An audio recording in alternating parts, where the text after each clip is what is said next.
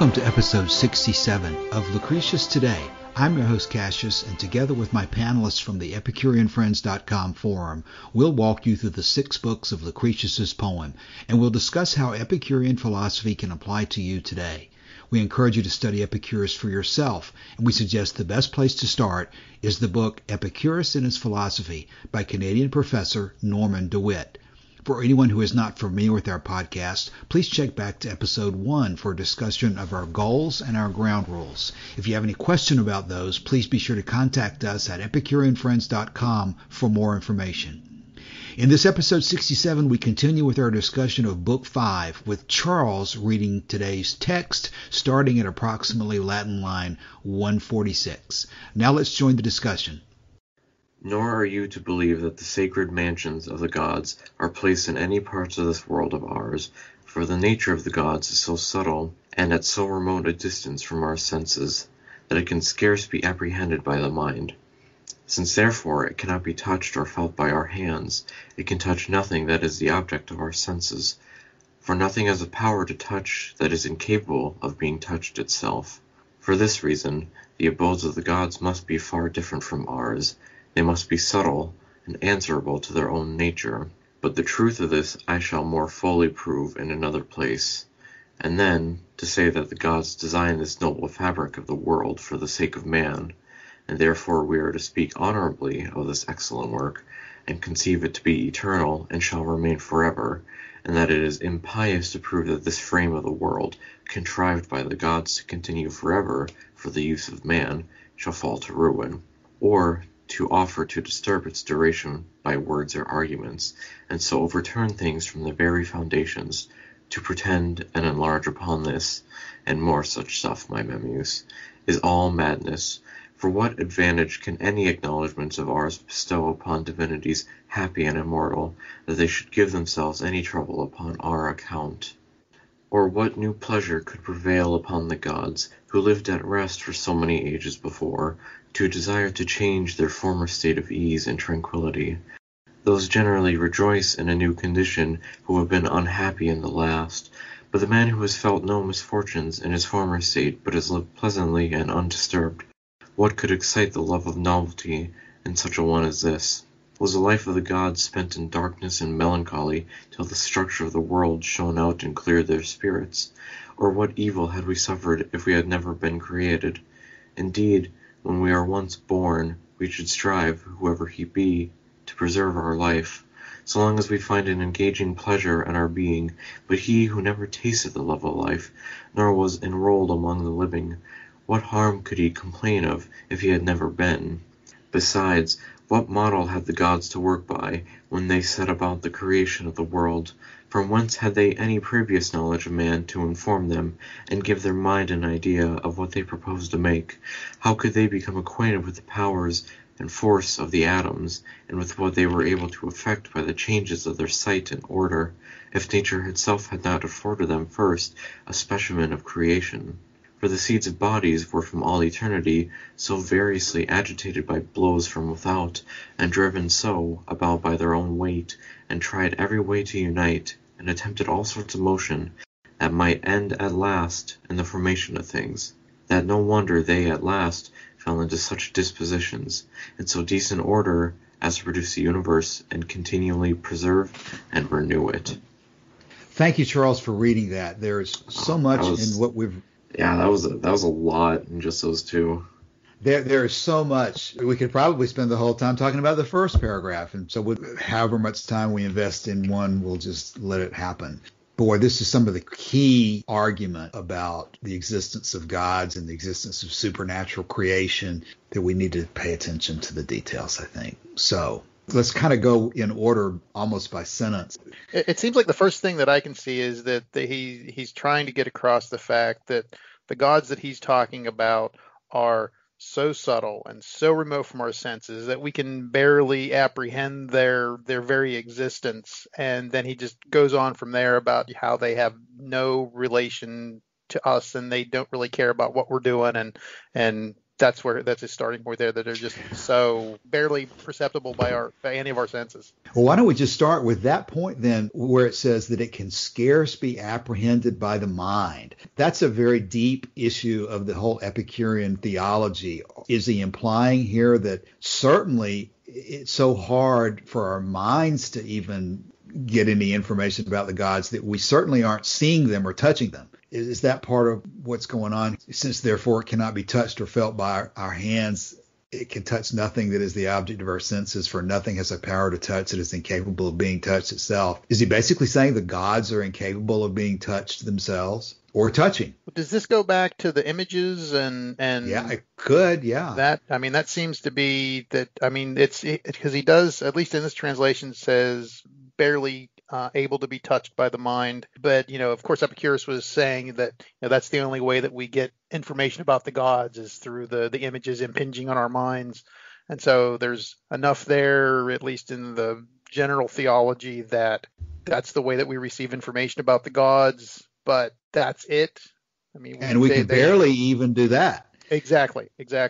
Which would, in my mind, just be another example of where you're ruling out in Epicurean philosophy any contact physically or by hearing or seeing or touching with the gods or the places that they live. Yeah, because they literally live between worlds, between the ordered parts of the universe. We were talking last week, I think, about the local cosmos as opposed to the larger universe, and he doesn't even say that they live within the cosmos. They live between the cosmoses in the wider universe. So they don't even live in the same, to use a modern phrase, dimension that we do. Charles, I think you were going to say something earlier. There's something here with the that how it cannot be touched, and how the gods were like in their own self-contained, I forget what the word we used, it was quite a few episodes ago, about how they're constantly taking in atoms around them. I forget what we used for that, but I wonder if that's what he's saying here as well. That they survive through the flow of the atoms and not by any stable accumulation of atoms. But then when you highlight the part about nothing has a power to touch that is incapable of being touched itself, that's a sort of a sweeping statement there that also catches my attention on the subject of Epicurus drawing conclusions from his observations that go beyond the observations themselves. He's actually forming what appears to be, to me there, to be sort of a rule that we should think about and apply, that nothing has the power to touch that's incapable of being touched itself. I continue to struggle or think about that principle of deriving a rule from observation. That seems to me to be what he's saying, though. Don, is that what you would draw from that statement, that he has reached a conclusion that nothing has the power to be touched that's incapable of being touched itself? Right. There has to be a physical object either. And remember, too, I guess, that the images that Epicurus talks about are physical manifestations coming off of things impinging on another physical thing. It's not, there's nothing supernatural about it. There's no Platonic ideals. It's a physical thing impinging on another physical thing. So just like the sense of touch with your fingers, your mind is literally touching other atoms that impinge on it from outside. So there has to be a physical thing. There's no, even whenever he talks about that the gods couldn't have made the universe, he's still talking about the gods as physical beings rather than some supernatural thing. But the way that he's couching it is in terms of they live in another dimension, they're physical beings, but you can barely touch them. There's sort of like this sort of halfway thing. It's like they're not supernatural, but they're their own kind of thing. It's certainly different in nature than we are. Exactly. There's a similar rule within the Diogenes Laertius biography. It's here. For all thoughts have their origin and sensations by means of coincidence and analogy and similarity and combination, reasoning to contributing something. And the visions of those insane and those in dreams are true, for they cause movement, and that which does not exist cannot cause movement. There you go. That which does not exist cannot cause movement, yeah. That seems parallel right with the line there that we just read. Martin, what's your thoughts on a rule that nothing has a power to touch that is incapable of being touched itself? Is that just something that's so obvious as to not need comment, or What do you think there? I see this as an anticipation of Newton's third axiom, the third law of Newton. No? Go ahead and explain that. Yeah, so that if one object perceives a force which has its cause in another object, then that object exerts the opposite same force on this first object. So from this reasoning, then we could possibly, if that was possible, then if we assume that this axiom is correct, no? And then if we were on the same in something like close enough to the gods that we could do that, then we could possibly do them harm. But because they are imperturbable, they have achieved what we cannot achieve here on Earth. That means they have to be somewhere else. I can kind of follow what you're getting at. Yeah, with Martin bringing up Newton, one of the things that strikes me about the two paragraphs that Charles just read is how modern it sounds. It seems like, somebody who's writing an essay about, the creation of the world and, if there are gods, and it just strikes me as so modern sounding. It always surprises me at that. And also continuing on Newton, Martin, you may know a lot more about Newton than I do. Did Newton have anything to say about this issue? Did he consider what he was concluding to be laws of nature? Do you know anything about Newton's philosophy of approach to these things? I guess he was actually a Platonist idealist, but it's only a guess. I don't know.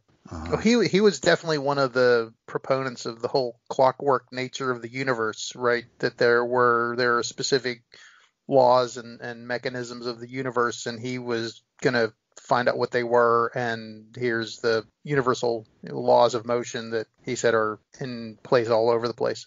Yeah. It just strikes me that it seems that Lucretius and presumably Epicurus are just so very comfortable in observing what's in front of them about touching and being touched, and then deriving from that a conclusion that they are going to apply to the furthest reaches of the universe and to the nature of the gods, which strikes me as something significant in itself. Not just the conclusion that he reaches, but just the fact that he's, in Christianity, or what many of us are taught when we grow up, man's wisdom is just different than God's wisdom. Anytime you're thinking you understand something and you're going to apply that to God, well, you're just way off base in the beginning, because God's ways are different from our ways, and you just can't even begin to apply your standards of proof or of thought to the gods. But that's exactly what Lucretius is doing here in terms of, in very great detail, I would think. Unfortunately, he says, but the truth of this I shall more fully prove in another place. So whether it was book 7 or some other poem he was going to write, I don't think we have the truth of that proved in as much detail as we would like.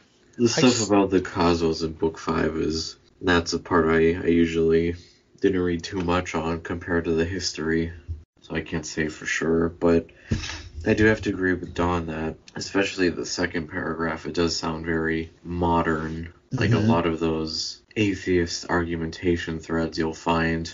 Yeah. Well, before we get to that argument, the second one talks about, I guess, the fact that they're eternal and why would they wake up one day and decide they needed to create a world. Well, before we get to that one, though, we're still on the argument of to say that the gods designed this fabric for the sake of man, and therefore we're to speak honorably of their work and conceive it to be eternal, and it shall remain forever. And it's impious to prove that this frame of the world contrived by the gods to continue forever for the use of man shall ever fall to ruin, or to offer to disturb its duration by words or arguments, and to overturn things from their foundations. To pretend and enlarge upon this is madness, according to those people, is what he is saying here. But Lucretius is perfectly willing to engage in what these other people will say to be madness. It's very preacher-like, that reading. Yeah, for what advantage can any acknowledgements of ours bestow upon divinities who are happy and immortal, that they should give themselves any trouble on our account? Now that, of course, I guess is the Epicurean perspective, because, of course, if the gods are eternal and perfectly happy, then what in the world kind of advantage could they gain from Cassius and Don and Charles and Martin paying them respects in a podcast in 2021? But that's the first of these, like you said, modern sounding arguments. It really doesn't rest on necessarily atoms and void or many of the other details of the physics. It's more of an argument that's, whether you want to call it anticipations or images or whatever, it's a conceptual argument. Yeah, if the gods have achieved total pleasure and happiness and eudaimonia and all of those, good things that Epicurus talks about that we want to strive for, what possible reason could they have to want to micromanage a universe? That just seems like a pain. You don't even really have to base it on Epicurus's description of the gods. I think you could use this argument against most religious people who think that their God is so omnipotent and omniscient and so forth. Why would a being like that have any need to stoop to micromanaging the world or us? The fall of every sparrow and all that sort of thing. Numbering the hairs on your head and all that. What in the world would he have any business doing that for if he's omnipotent that and omniscient? Sounds terrible. Mm-hmm. Well, was it Lucian who wrote one of the stories about Zeus and all the prayers that came to him and he was overwhelmed by the prayers and that sort of thing? I think you're probably on the right track. I don't remember the particular poem or particular episode, though. When I think Lucian, I think like the Oracle Monger or True Story. Yeah. But if you haven't read some of the other ones, the ones about Zeus, there's several about Zeus and so forth that are just excellent and entertaining reading. Mm-hmm. Mm-hmm. I would agree. And again, it's surprising how modern it sounds with, the satire, depending on the translation. I mean, it's just, spot on.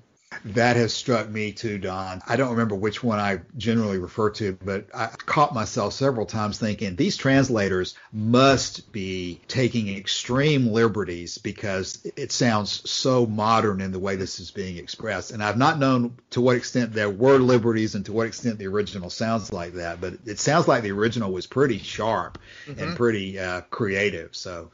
Yep. Martin, have you read much of no, I've been saying Lucian and Don said Lucian. Either six of one, half dozen of another. That's. I reserved the hard C for Lucan. Now, how do you say that one? Would you say that one Lucan? The other guy? Yeah. Martin, have you read much of the Lucian material? No, nothing. Okay. I think it's fun. It's really literally good. fun. It's like reading Aristophanes. I mean, whenever the first time I ever read any of Aristophanes' plays, it just struck me as how bawdy and how irreverent and just, I was like, oh my heavens, this is from 500 BC or whatever. It was just amazing. It really is comedy, and I completely agree. It's enjoyable to read on its own, even if you aren't really just digging into the philosophy. It's just so creatively written that I would think anybody could pick it up and find it entertaining to read. Yep. And a lot of it is coming from this perspective that I think we're seeing in these passages today. It's sarcastic, not in a bitter way, as much as almost like fun poking kind of way, more than a bitter way. Almost like satire. I would think of it as a kind of a satire sort of thing, like National Lampoon for 500 BC or 500 however whatever Lucretius was writing and the other guys were writing. More of a Monty Python guy. There you go. Yeah. There you go. Yeah.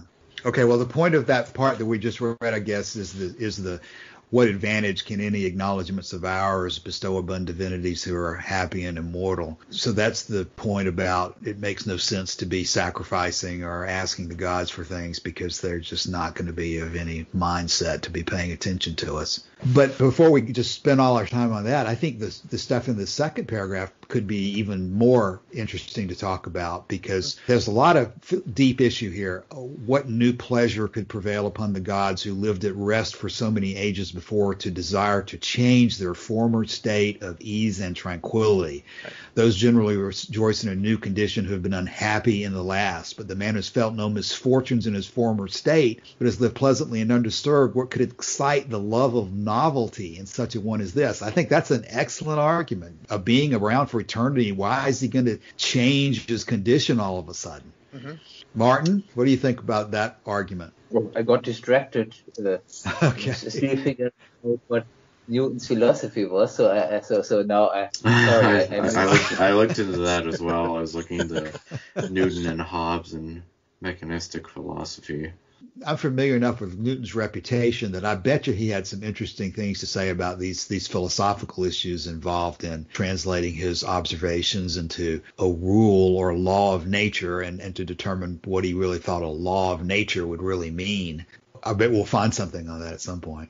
But this issue of an eternal supernatural God in a presumably happy and perfect state. I would be careful. I would be careful there whenever you say a supernatural God, because the gods we're talking about here are right. naturally occurring beings, at least according to Lucretius's theology. So, right. You don't have to presume supernatural as part of this argument. The Epicurean gods, as they are described by Epicurus, would not have any reason to change their former state of ease and tranquility. I think it applies probably even stronger to a supernatural God, but it certainly applies to both.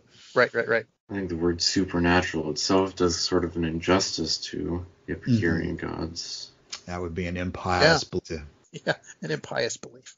What could excite the love of novelty in such a one as this? Was the life of the gods spent in darkness and melancholy till the structure of the world shone out and cleared their spirits? It's a great argument. Was the life of the gods spent in darkness and melancholy? I mean, that is bitingly sarcastic to somebody who believes that their God is so holy and supernatural that all of a sudden he needed to wake up so that he could be entertained by humans walking around killing each other.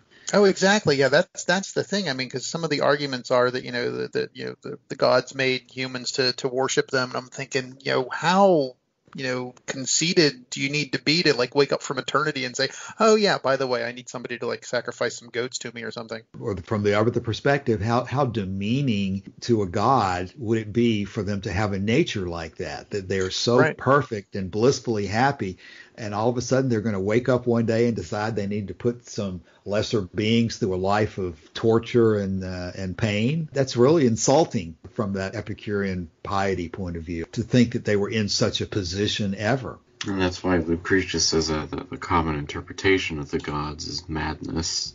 Those generally rejoice in a new condition who have been unhappy in the last. Right. That's, again, another one of those observations about the way things are here on earth that he is perfectly comfortable in applying to the gods living in the intermundia.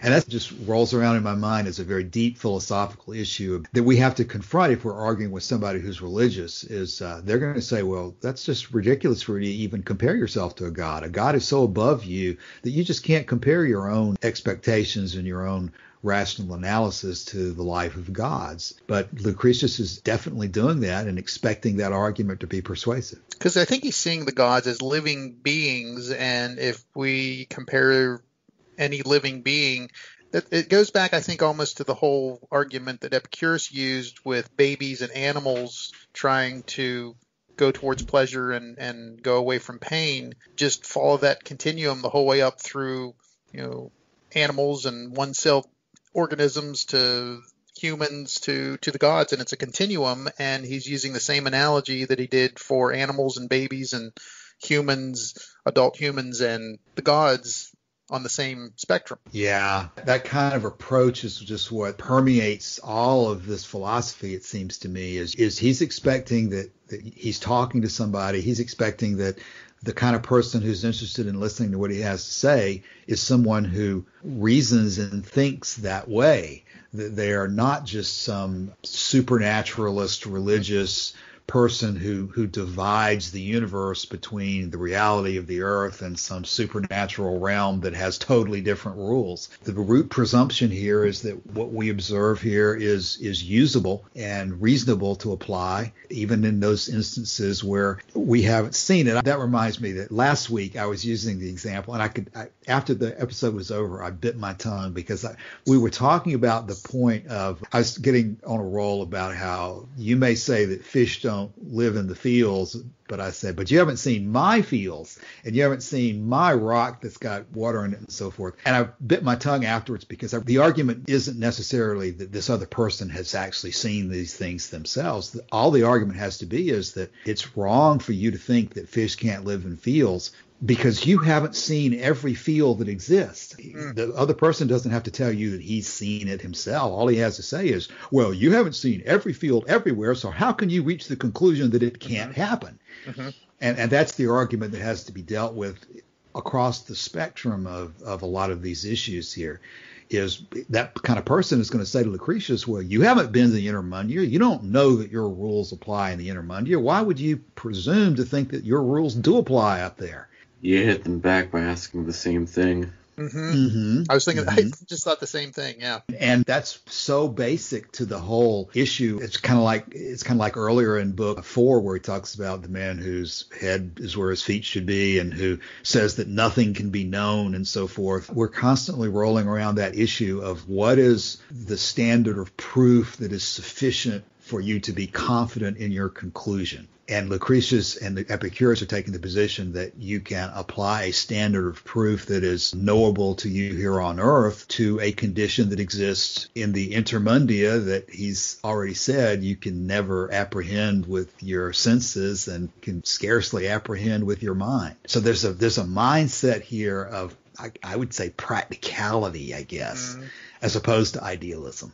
Right. That's just so critical to the whole analysis. If you don't accept that kind of analysis, you're just wasting your time to have a discussion like Lucretius is presenting here. Yep. Materialism is a good way to describe it.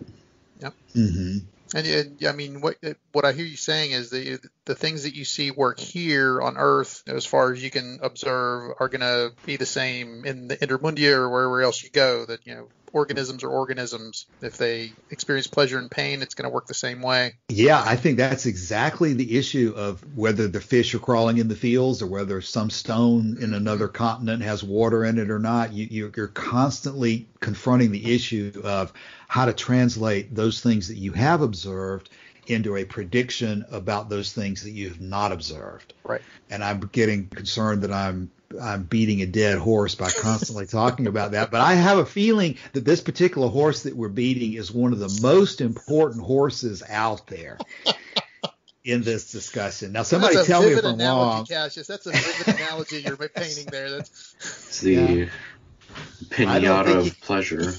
The pinata of pleasure, yeah. Thank you for the pinata metaphor. I was starting to go down the racehorse analogy, and I was like, it was getting a little ugly for me. So thank you for the pinata. I appreciate that. Yeah. Pinatas are good.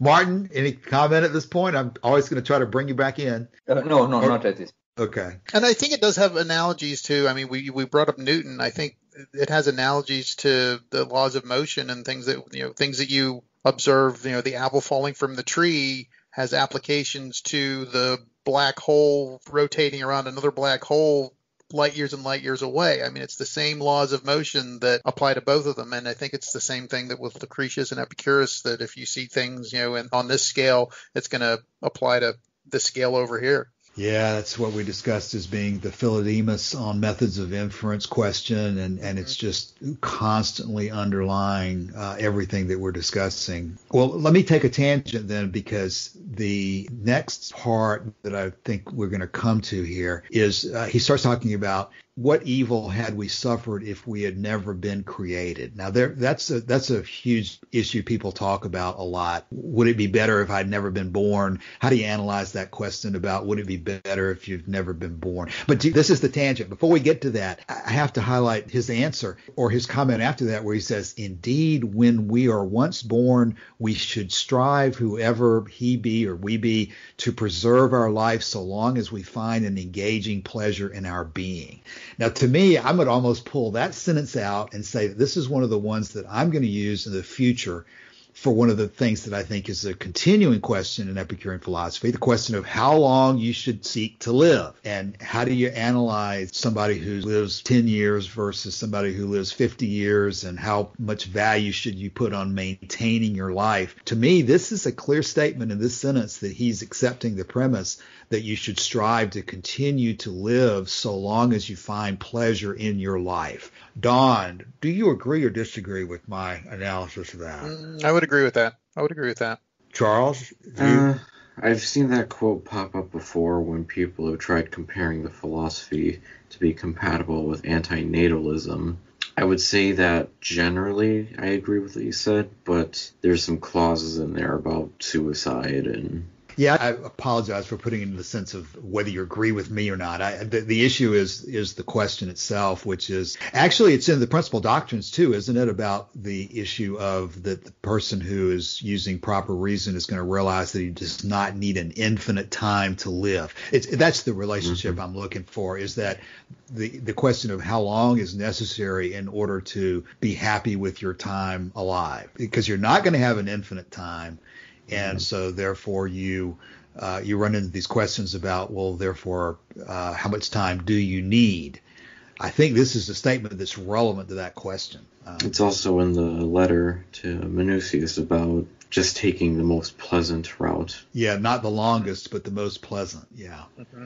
So some have confused that as, the candle that burns twice as bright, but no, it's not that. No. Well, we can put that back on the bookshelf and come back to it, but I think that's one that I'll be coming back to is in answer to that question of how long should someone seek to live if they are an Epicurean. I think this would be a reference that the answer might be that he should want to continue to live so long as he's able to experience pleasure. Until the pinata poofs out dust. Okay, I'm sorry for my tangent. Let's put the pinata aside for the moment and go back to the more serious question of what evil had we suffered if we had never been created? Because I kind of leapfrogged over that. But that's a big philosophical issue that a lot of people debate is, would it be better to have never been born? But it seems like, in all honesty, it seems like such a nonsensical question. And I think it's important to ask it, and I think it's important that he put it here. But it's such a nonsensical question because if you've never existed, you aren't. It just, I don't know any other way to put it. I mean, there's no way to say. He's asking it backwards. What evil had we suffered if we had never been created? I mean, pretty much the answer is if you'd never been created, you wouldn't have suffered any evil or any good. Right. Because you just simply never would have existed. That whole you there has no basis in reality. I mean, it's just. Well, hold on. Yeah. The Monroe translation puts it in a very different light. What do you see there, Charles? So, did life lie groveling in darkness and sorrow until the first dawn of the birth time of things? That might be a typo. Or what evil had it been for us never to have been born? So I think the Monroe translation, at least, is sort of pinning that on the gods. Like, would it have been so bad if they never had to create us? Yeah, Charles, because, I was about to ask the question of how does this observation even connect with the prior observation about the gods waking up and creating the world one day? Because it really seems to go in a different direction if you just analyze it in terms of would it be better for us if we'd never been born? It's probably not isolated like that. It's probably is linked into the prior argument about the gods waking up. And Bailey's also says the same. But for him who has never tasted the love of life and was never in the ranks of the living, what harm is it never to have been made? So, Don, what are you thinking there? Because I bet you got a comment on this. Is this linked to the prior couple of sentences about the gods waking up one day? I believe so, because what it's talking about is that the gods are waking up and saying, oh, we need to make something new. And then it goes into, humans would be the ones, we would be the ones that would have been created. I think Stallings has an interesting take on this. Let me just read a couple lines from her. Mm-hmm. Or what new thing transpire that could tempt beings so serene before to now desire to change the life they had already? For if truth be told, who revels in newfangledness is fed up with the old. But what could spark a hankering in someone for the new who's never encountered any woe in all time hitherto, who lives a life of bliss? If we had never been created, what would have been the harm to us? Am I to be persuaded our life lay cringing in a mire of misery and dark until the dawning of creation lit us with its spark? Us with its spark? Right. That's Stallings for you. Yeah. That's different, right? It is a little bit different. Mm-hmm. But I think it just adds sort of a different light on the, no pun intended, a different light on the idea of that she's talking about, she's translated as the gods were looking for something new to do? Were we just sort of lying around somewhere, cringing in a mire of misery and dark until the dawning of creation lit us with its spark? So it's like, were we as humans just sort of hanging out somewhere waiting to be created, or were we, did we not exist at all? I tend not to trust Stallings' translation if I want to know the meaning behind the text. I mean, she's actually transferring the meaning of those sentences back to the gods, right? I'm not sure she's wrong. She's not attributing the creation of humans to the gods, but purpose. But that opens up a whole other thing. It's a strange way of wording it entirely. What's the connection? What's the connection to talking about the gods spending an eternity in darkness and melancholy to the issue of what harm would we suffer if we had never been born? Well, I think and I would have to go back and look at the Latin, but I think what she is doing is saying that it's creation itself, and it's human beings that were, could have been living in melancholy and darkness before we were created. That's not, and he's saying that, and Lucretius is saying that, well, that's not the case. I mean, we just didn't exist before. So what harm would there be if we never existed, because we weren't lying around in some melancholy, dark state before we came into being as the creation of the gods. So that's the question of benefit to us. The question that the gods they didn't create the world to benefit us because we weren't suffering because we'd never been created. Is that the argument?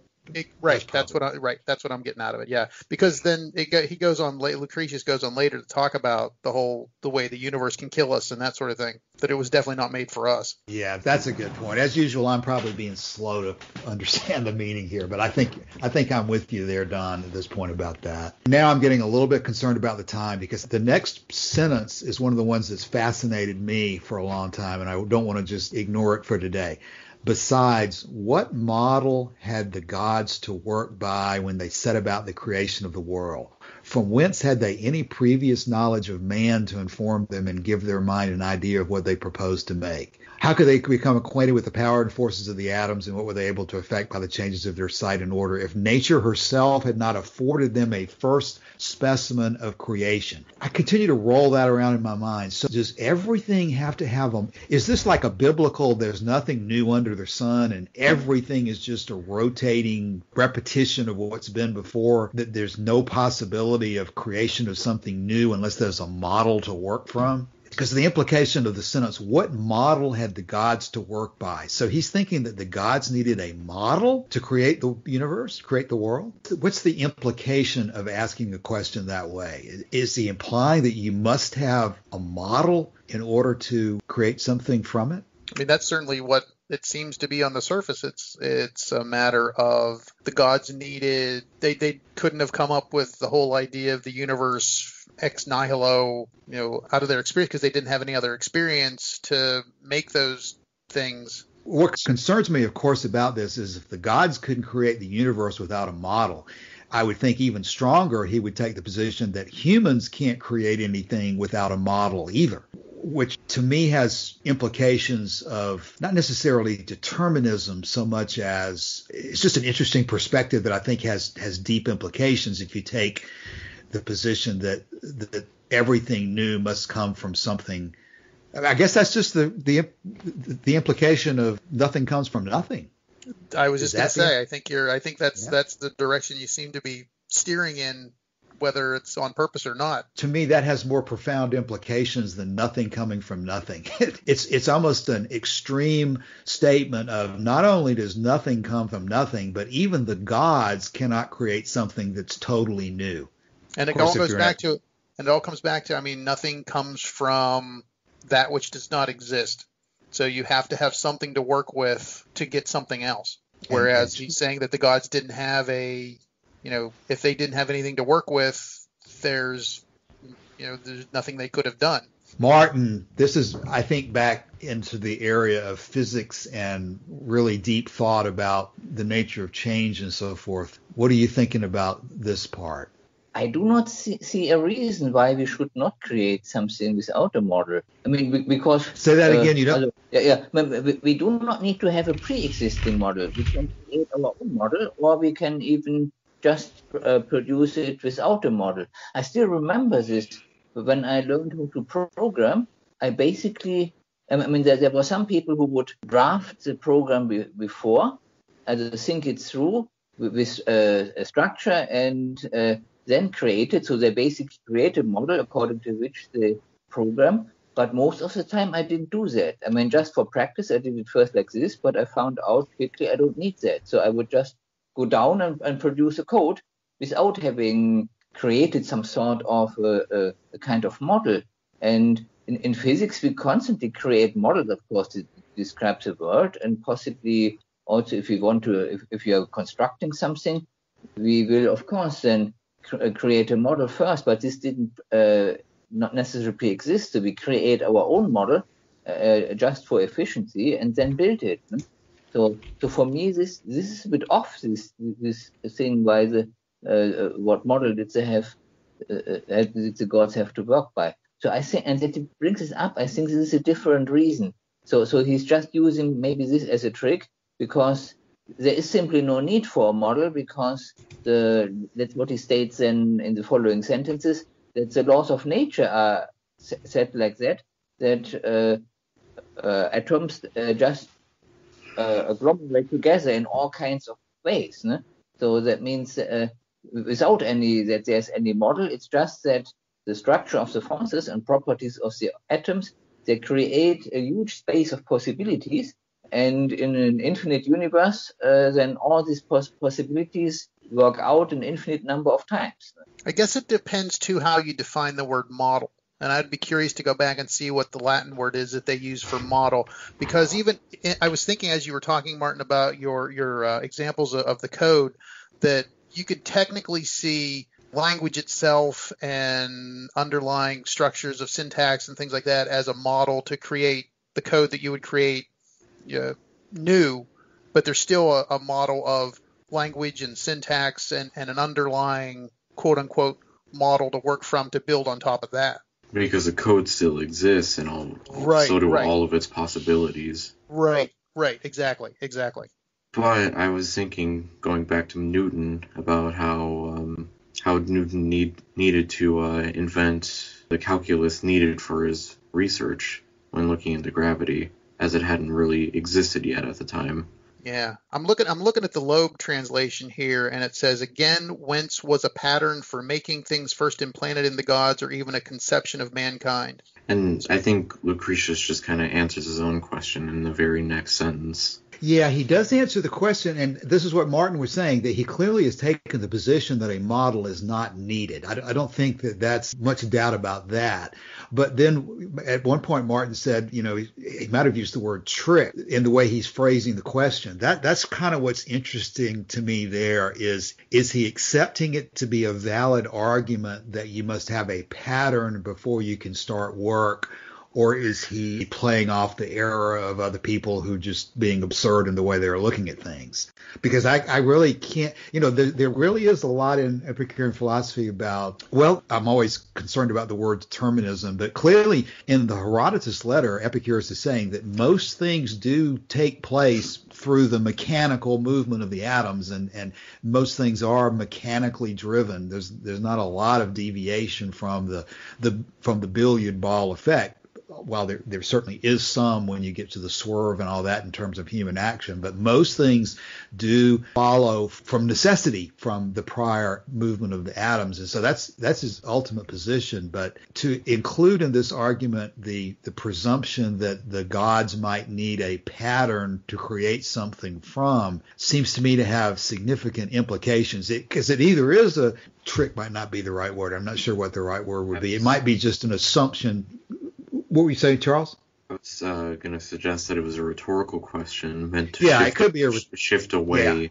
Is it just that's a great way to say it. Is it just a rhetorical question that he does not agree with himself, or is it a position that he does agree with that is consistent with Epicurean philosophy? That's what I'm trying to get at there. I was gonna say that it shifts away the credit of the creation of humans from the gods to nature itself. Yeah. That the possibility for humans was already there, so gods making humans wasn't a stroke of genius. Yes.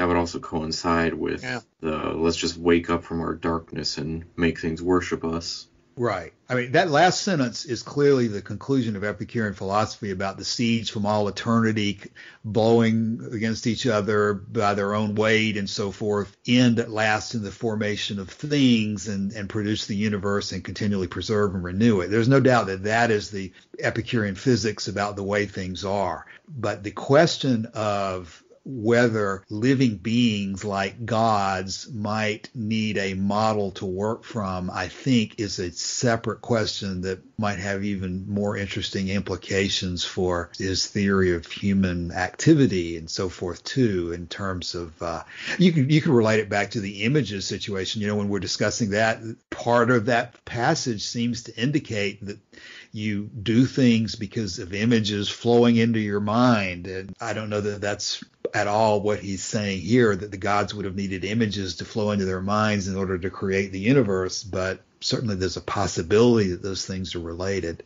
For what it's worth, the word that Lucretius actually uses is exemplum, and the dictionary definition is a sample for imitation, instruction, proof, a pattern, model, original, example, precedent. So those are the connotations of that particular word that Lucretius uses. Could be the atoms constantly beaming to them. Yeah. Yes. And we know that he's saying about the nature of the gods that their very nature is sustained by atoms that are flowing to them. So he could be implying here that the gods might have received their own images. I guess I haven't ever considered that question before. He talks a lot about the images and how they affect human activity. I don't know that he's really said anything about the images affecting the gods' activity. Yeah, I've never come across any text that asks that. I'll have to think about that. It's possible that the phenomenon would apply equally to both, because the gods are natural and just like babies and animals going to pain and pleasure. Yeah. Okay, we're. Go ahead, Martin. I'm sorry. Possibly it is such that it wasn't addressed because it would be mere speculation, which is irrelevant for us and the philosophy. Yeah. You're talking about the issue of whether the gods would receive images themselves. Yes. I don't know if you have anything to continue that particular thought or not, but we're probably about to run long in time for today's episode. So if we go the normal route of asking for summary comments, this would be the time, Martin, to go ahead. And do you have any summary or overall comments from today's passages? Yeah, I don't have an overall comment, but I want to address something so that we do not come up with that wrong sample again. So I myself have seen fish walking here in Thailand close to my house. I know that. So I didn't mention this when this time and last time this walking fish was mentioned, because it's irrelevant for the discussion of the topic. But now at the end, I want to mention it's a wrong example, because there are. Yeah, I would like to see some pictures of those. I've heard of these walking fish and so forth, and I guess I've seen pictures on the internet. Yeah. I didn't know they had them in Thailand. And that's probably why I bit my tongue last week too, because the issue is not, if there are actually fields that you can point to somebody and say, come on over here and I'll show you my field, and here's my walking fish in the middle of it. So therefore you better take back your rule on that. But you really don't even need to have the example. You can just say, well, you haven't seen every field that exists, so what gives you the right to say that all fields must be devoid of walking fish? So clearly you haven't been to Thailand. I'm afraid I'll probably never make it at this point in my life either. But it's the wonder of the internet. We can converse with people who are there and tell us about their walking fish in their fields. Anything else in conclusion today, Martin? No, that was it. Just it. Okay. Very good. Charles? Mm-hmm. No? Maybe I'll have something later about images affecting the gods, but I don't think there's any source material on that. I've never heard that brought up before. It just kind of popped into my head. Yeah, it never occurred to me to discuss it until looking at this particular passage today. to apply that to the question of the gods not having a model. But I think there's a direct possibility, if you take the position that we as humans, we decide to do what we're doing to some extent because our mind is picking from among images that are floating through the air, there's no reason not to think that the Epicureans didn't consider at least applying that mechanism to their Epicurean gods. Well, I'm wondering too is if we're talking here about before the creation of the universe, there wouldn't be any images coming to the gods to. Right. I mean, but now that would be a rhetorical question because Epicurus would certainly say there was never a time before the universe existed, right? Right. Well, but that's what he's talking here about. Was there a model to create, right, the universe? So maybe that's the answer. Maybe there was no time before the universe was created. So he's just throwing the question out there.